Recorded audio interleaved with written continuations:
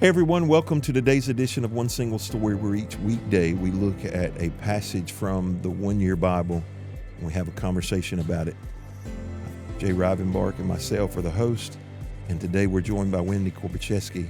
We're going to talk about suffering today. We're going to talk about the eternal blessings and how we can frame our suffering, and how that God desires us to have relationships that we can show genuine, true joy and affection. So join in with us as we examine Philippians chapter 1. This week, over the next few days, we're looking at Paul's letter to the Philippian church. That's what we're going to have a conversation about over this week. And so this is one of his prison epistles, and it's written to a group of people that he seems to genuinely love, right? You know, some people are easier to love than other people. Sure. We all have those people in our life. Yeah. And he writes it with affection, but it's not absent of correction, right? You can have affection and correction both together. So we'll see that some this week. And today we're looking at verses 1 through 26 of chapter 1. Was there anything particular about the context or insights maybe that you had as you read that stuck out to you? Well, for me, number one, I think like this is like the gold standard of thank you notes, first of all, for Paul.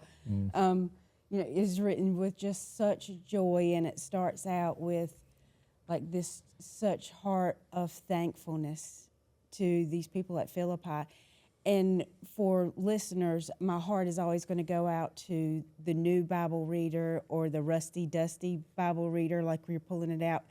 And, I just want to, issue like the welcome to those listeners and say, if you're new to this Philippian letter, let me connect you back to Acts 16 to say, these people are near and dear to Paul's heart because of what happened there. This is where he met up with these people. This is where he's connected to them. So the prequel to this story is found there. Go back and read that so you know the history there. So he's really connected to these people. So catch up to the story, hit the prequel button. And so you can find how that connection is there. And so you can understand why this gratitude and this overbubbling of joy that Paul is feeling here in this letter he's writing to them, where it's founded from. Yeah, Paul, who's known oftentimes in his writings, he can be sometimes sharp, to the point, up in your face. Abrasive. Hold nothing back. But he opens this, it's so tender. It's, and he talks about, I think about you, I pray about you, for you, I think about you, and we love you, and tenderness, and all this. And I thought about the fact that he took time to be deliberate or intentional about expressing those feelings and emotions. And it caused me to think there are people that I care about and communicate with at different levels at different times, but I'm not always intentional about opening or leading in, reinforcing the relationship and the connectivity before you deal with the subject matter. Yeah, it's easy to not give what you don't need. In particular, I would say he's probably some way, he probably didn't need those things. And so it's easy to not give the things you don't need. It's funny you say that. So I sent the prompt to all of y'all in Slack, but I found this prompt, and it to ask ChatGPT essentially. I can't quote it verbatim, but it was, ask me 10 questions to reveal things about myself that I don't know about myself, and don't tell me why you're asking each one of the questions. I hadn't been brave enough yet. You should do it. Well, listen, it read my mail, because one of the questions that it asked is something, I could pull it up and read you the exact question, but it had something to do with, what is the one thing that you struggle to give people that you don't feel like you need yourself? That was somewhere along the question. And so my answer was one word: encouragement. That was my one word. And so at the end, it asks you, okay, do you want us to tell you, you don't have to know, but it asks, do you want us to tell you, right? And it said something to the effect of that encouragement doesn't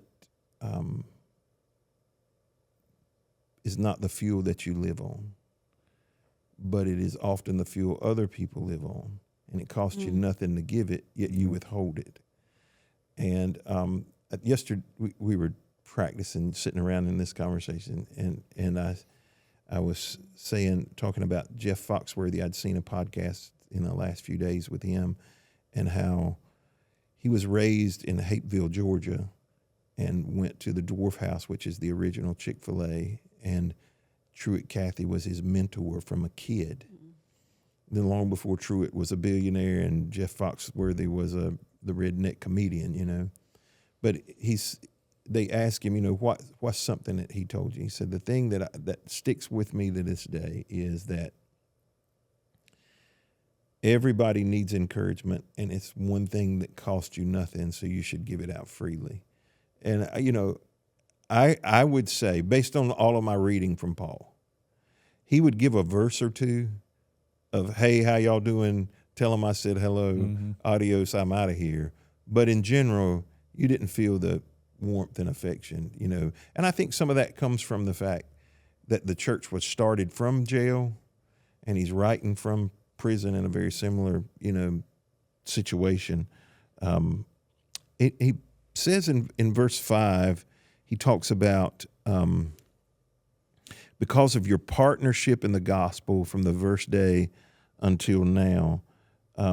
This word partnership is it's a much deeper word than just, do I have a business partner, right? When we talk about partnership, when we're using that context of partnership, what do you think it means in the context of church, ministry, the work of the kingdom? What do you think he meant by that?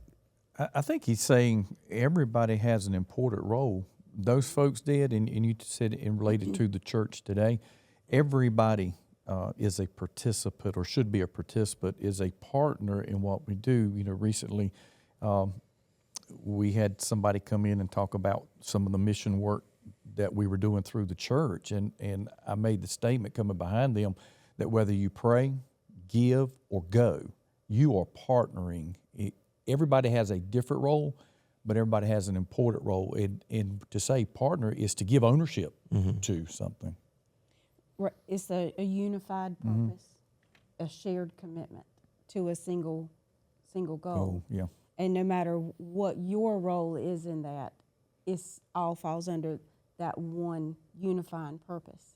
And we can't forget that, that we're all on the same team, pulling towards the same end game.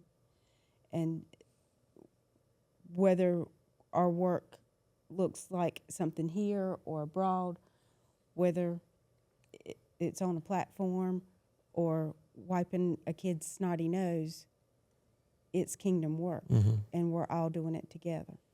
Yeah, and we spend a significant amount of time in Growth Track trying to help people discover, how were you created so they can be better partners. Yes, that's right. Right, because there are things that an example. I've always wanted to own a pizza shop, right? But my partnership in it would be help find the space, help find the equipment, help fund the inventory. I have zero interest in flipping pizzas, cutting pizzas, delivering pizzas, none of the above. But it doesn't mean I wouldn't be a good partner. right. It's just Different role. That's right. playing. And sometimes, I think that's the mistake we make is we want everybody to be the same partner we are. We do that in marriage, right? We want them to want to do the same things we do. Well, if my wife wanted to do the same things I did, if that was where her focus was at, we would be in trouble. Yeah. Right. And the same is true in church. If everybody wanted to preach, right? And I've been in a couple of those churches, right? It gets chaotic. Chaos, yeah. It's out of order. And so it becomes challenging. And, you know, so in verse 12, he talks about, now I want you to know, brothers and sisters, that what has happened to me has actually served to advance the gospel. As a result, it's become clear throughout the whole palace guard and to everyone else that I am in chains for Christ, and because of my chains, most of the brothers and sisters have become confident in the Lord and dare all the more to proclaim the gospel without fear. So he's clearly in prison, right? But he's talking about how the gospel is still advancing. It's like the prison is his pulpit, is how I would describe it. But how do you maintain joy when ministry advances through hardship that you didn't expect, right? That you didn't. I don't think he signed up to go to jail. On Damascus Road, Jesus didn't tell him, you know, you're going to spend the big portion of the end of your life in prison. How do you find joy when you're facing hardships you didn't sign up for? I think it's that perspective. You can't maintain that ground level view. You have to have an aerial view of seeing through a lens of Christ. You know, what work is actually being accomplished. You can see through the lens of me and my circumstances, or you can see through the lens of what work is being done, because when he's in prison, not only are the guards who are being changed out daily, they're hearing the gospel, what an impact that is, and not just any guards, but guards who get advanced to the floor to the emperor himself, to royalty. I mean, he is getting the gospel message spread to people in high places that had he not been in prison, he would not have had access to. So it's about perspective. So when we're in the midst of places of our own prison, if we change perspective, what would change for the ministry? What would change for the kingdom were I not in this situation? Right. Yeah, you make a good point. One, he didn't know all the future and what it looked like for him when he had that dramatic conversion. And I sometimes think I'd like to know what everything is, but the reality is I probably don't want to know everything in my future. I may not be able to handle it, and I may not be as obedient if I'm required to walk daily by faith. Yeah. Than seeing all the future. I agree. It's about perspective and intentionality of realizing everything that happens to me in my life either is approved by God or it's not. And so therefore, even in the bad and the ugly, and I'm going to be vulnerable here for just a moment. Recently, I was at the house by myself one day, and thoughts ran through my mind of a couple situations that probably have been the darkest points of my life. And in those moments, my initial thoughts were, oh my goodness, why did I have to deal with that? Why did I face that? And immediately I stopped because I realized it was in those particular seasons that God did the greatest work and change and growth and development in me. And I think I can honestly say for the first time out loud praying that I gave thanks for those circumstances and those situations. And I'm telling you, it broke me. And I had a level of worship that I hadn't experienced in a long, long time because I realized the purpose and the plan and the sovereignty of God in what at that time was pain and ugliness actually was his gift to me. Yeah. You shaped you in ways that you would not have been able to be shaped. Would never have been shaped. You know, because I think... Or ever asked for. Yes. Right. Oh, absolutely. Yeah, 100%. Never would have signed up for. No, because if you had known, right, I think of circumstances I've gone through. There are things I've gone through that were choices. That's a different animal. Yeah. But there were other things that I had zero control over. And had I known, like if the Lord had said, okay, 2 years from now, this is going to happen. 3 years from now, this is going to happen. On the 5th year, this is how it's going to play out. I would have said, yeah, I'm rolling. I'm going to do something else, you know. But I also would not be the person I am today without him. And I think that's the thing we miss. That, and in that kingdom advancement, the kingdom is advanced because of who you are now. If you remain who you were, it doesn't look the same. Right. Don't have the same results. Exactly. Yeah. So in verse 21 it's a famous verse. People frequently quote it. He says, "For me to live is Christ, and to die is gain." So how does that challenge us to face suffering or mortality with some confidence? Well, as a believer, I use this phrase a lot. I say our best days are ahead of us as a believer, because what we perceive often as the worst thing, death, actually is the catalyst for our best life. And I've said this to somebody recently. I said, I truly am not afraid of dying. I just don't want to know when it's coming, that process. But as a believer. Well, there's probably a couple other things I would add to that, too. Maybe. I don't want to suffer. Right. Yeah, all because of those and like I was things. saying, you don't know what that looks like. The dying part, you're like, I truly believe it. One moment here, next moment there, but that in between, you're not sure what that's going to look like. And but for the believer, and Paul talks about hope. Even when we lose people, we grieve, but not like people who have no hope. Yeah. Because of the assurance of It's- everlasting life. It's that eternity perspective. You see things through eternal eyes, that this is just temporary.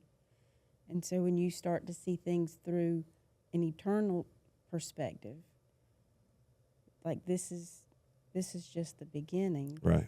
Everything else. Which that perspective also will help us in those difficult times and seasons, Yes. like he was in prison, to realize, worst case scenario, this is limited. I think one of the ways that I would frame it, the tough times or whatever, because he doesn't just say to die is gain. He says to live is Christ, right? And I think the one of the ways that we have to reframe suffering, even just living day to day, is that this has to be a intentional effort to live for Jesus and to let him shine. So we have to make sure that we are pointing people to Christ, that the suffering points people to Christ, the successes point people to Christ, the good days and the bad days. We're glad you joined us today on this edition of One Single Story. We hope you'll be back with us tomorrow. The thing I want you to remember is prison didn't stop the gospel. It just gave Paul a louder microphone. And for him, life meant Christ and death meant more of Christ.